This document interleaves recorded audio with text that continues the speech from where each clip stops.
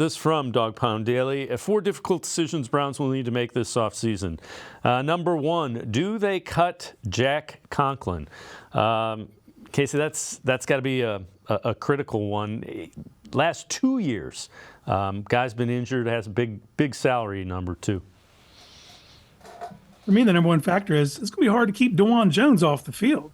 Like, he showed you enough promise that he can be an upper tier right tackle in this league. And you got someone like Conlin who's having a difficult time even staying on the field, an inability, in fact. So I think that is a very hard decision. I think they might look to trade him before they look at the cutting option, because there is a lot of dead money there that they would probably try to avoid if possible. But, at the end of the day, you got to put your best 5 on the field in the offensive line, and I think Dawand Jones is clearly one of those 5. Yeah, and Conlin is still at the age where somebody might hope to get a year or 2 out of him, because if you can keep him on the field, he's pretty good. Number 2, is Joe Flacco going to return to the Browns? Deshaun Watson's going to be the starter, assuming he's healthy and the shoulder is good. Flacco, it probably depends on if he's going to get a starting opportunity somewhere else and how much money he wants. I love Joe Flacco. If I'm him, I don't stay here. Go somewhere you're going to get the ball in your hands. Go somewhere where you can play. And there's going to be teams that could view him as a perfect bridge option. When you're in between quarterbacks and you're trying to groom a young guy, if you can hand the ball to Joe Flacco, you could do a lot worse. And he knows he's playing on borrowed time. He doesn't have a lot of time. You might as well get as much ball in as you can while you're here. And why would he come to Cleveland just to wait on an injury? Now, given that's what happened this year, but you can't count on that year in and year out. So he needs to try to go somewhere where he can actually get some playing time. But if he wants to settle with being a backup and being a guy in the room and being able to step up on a moment's notice, I would gladly take him in the orange and brown. All right, how does the Nick Chubb situation get handled? Again, that's another one. And again, knee injury, we'll see. By all indications, he's on or ahead of schedule. But again, it's running back. It's second knee injury for him going back several years.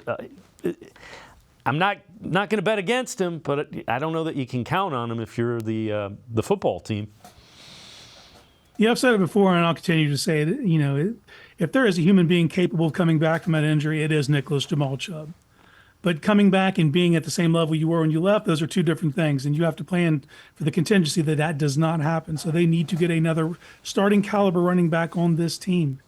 By hook or by crook, you need to figure out a way. And I know that this team was happy with where Jerome Ford was at.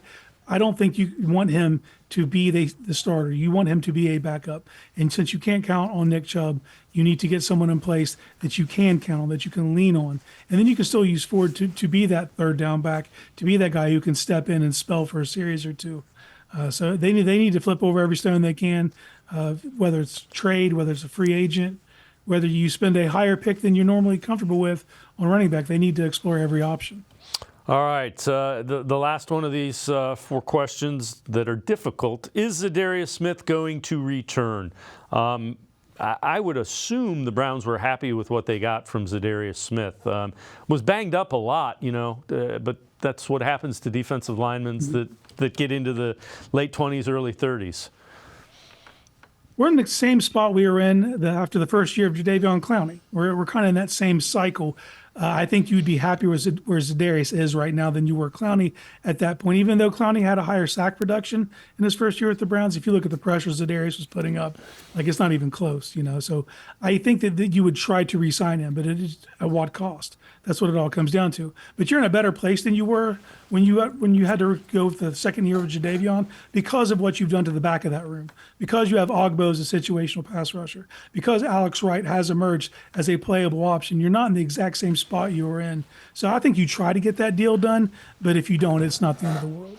And you have McGuire, who you just had a year to develop and kind of absorb what was going on. So, again, all tough ones.